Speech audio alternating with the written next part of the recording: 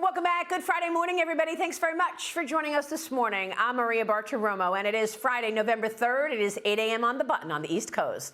The House passing Speaker Mike Johnson's bill to provide $14.3 billion for Israel. This aid is offset by IRS funding cuts. According to the House, 214 Republicans and 12 Democrats supported this measure, while 194 Democrats and 2 Republicans actually voted against it.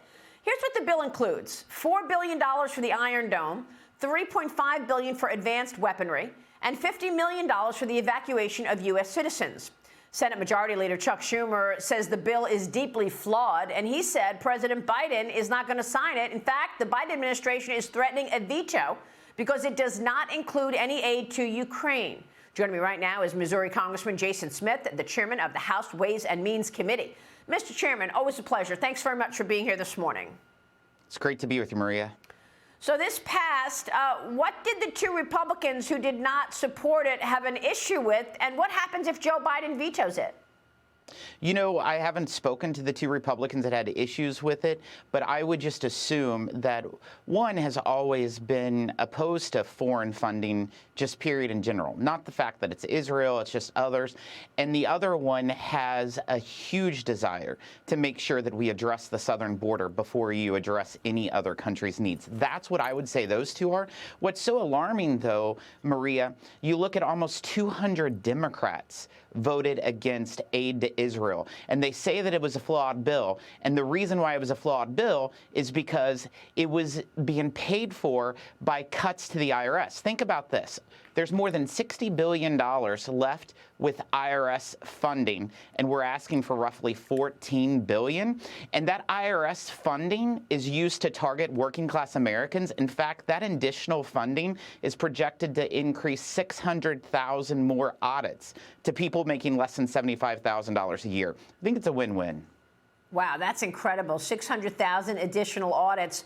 What is the president trying to do with all of these IRS agents? I mean, don't we need more border agents? And by the way, your comment about the border, I was under the impression that the border does not need any more money. What the border needs is a policy change. So why are we going back and forth about money for the border? You know that the White House is only going to use any money for the border to create more housing for the migrants and more benefits for the migrants. That's not what the Republicans want.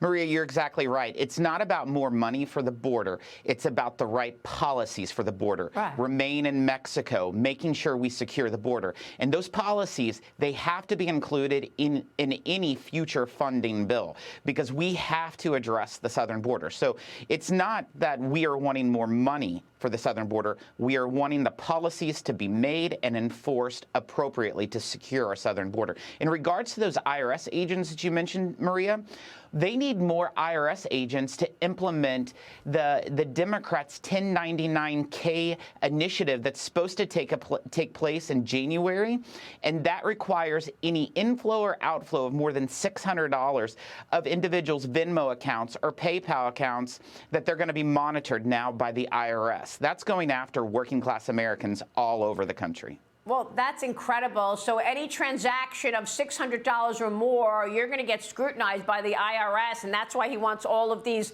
IRS agents. Meanwhile, Israel's waiting for the aid. You know, we know it's going to drop dead in the Senate, right? I mean, isn't that true? So what happens with the aid to Israel? Do you expect Israel to get any of this money anytime soon, or will it have to be tied to money to Ukraine?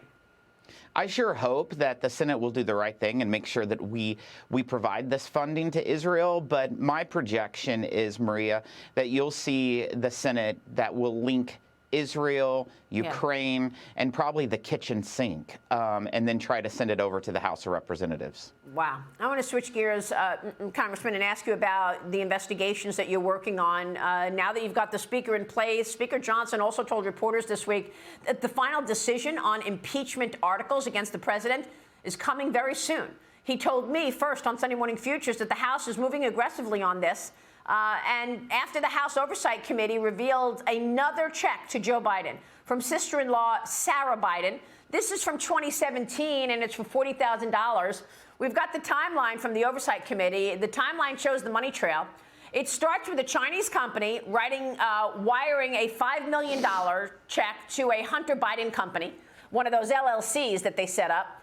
Then that company sends $400,000 to another Hunter Biden entity, another LLC, which that LLC sends $150,000 to a company owned by James and Sarah Biden. Sarah then withdraws $50,000 from the company to put in their personal bank account, and then a few days later, she sends $40,000 of that check to Joe Biden. So let's go back and look at where we started. $40,000 is exactly 10% of the original $400,000, which went to Hunter. Congressman, what should we take away from this? Well, Maria, the facts are the facts. And clearly we see that $40,000 is 10% to the big guy. The documentation that's been coming from the IRS whistleblowers and also investigations from Senator Grassley are following a line with these bank records that Jamie Comer's been having. So we're following the facts. What we know all along is President Biden said that he knew nothing of his son Hunter Biden's business dealings. We know that that's not true.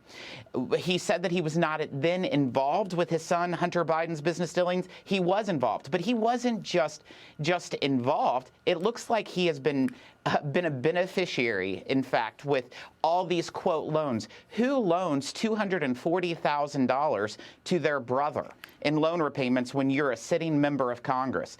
I don't know too many people, but apparently Joe Biden's a person. My question is, Maria, let's look at his tax returns. The tax returns that Joe Biden has disclosed when he was running for president does not provide any evidence that he received any interest income on any loan.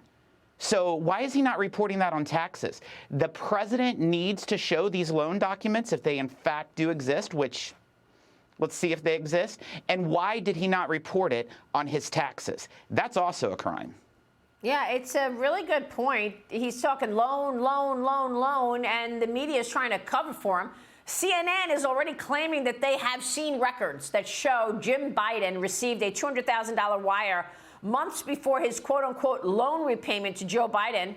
But even they are admitting that the records they've seen, quote, do not prove with absolute certainty that there was, in fact, a loan, Chairman. They're going through hoops to try to find out any documentation for the loan. They do not want to admit that there has been influence peddling going on for Joe Biden's entire career. Well, it's so disturbing that this $40,000 most recent loan payment, the money came from a Chinese company. And President Biden, when he was running for office, said that his family has not received any income from the Chinese. We know that is another lie. It's consistent of what the president continues to say one thing, and we discover something totally different. And then there's all those pseudonyms. There are so many emails, thousands and thousands of emails, where Joe Biden is communicating with Hunter Biden, and he's using all these different names.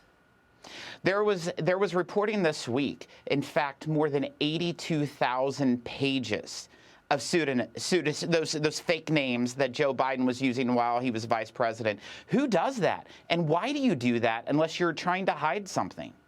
And why is he including Hunter Biden on official business?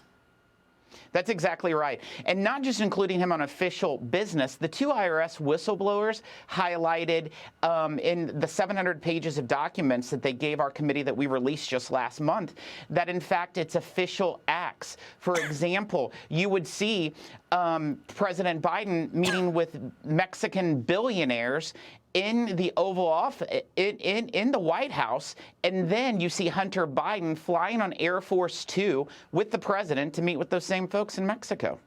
Wow. You know, I don't know what's a bigger story, the actual corruption that you all have been able to uncover, or the media's complicity on it, and how they're also covering up for all of this, as are the DOJ and the FBI. Look at this most recent hit piece on Mike Johnson, the Speaker of the House. Now they're focused on his finances. And believe it or not, look at this Daily Beast story.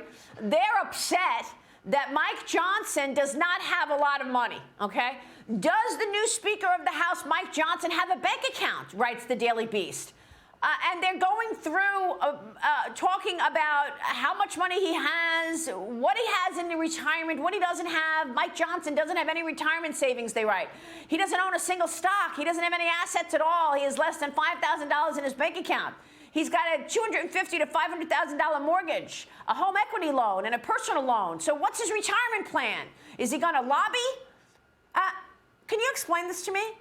This is the hit piece from the Daily Beast right now. Maria, this is just a prime example where a lot of the liberal media is so out of touch with America.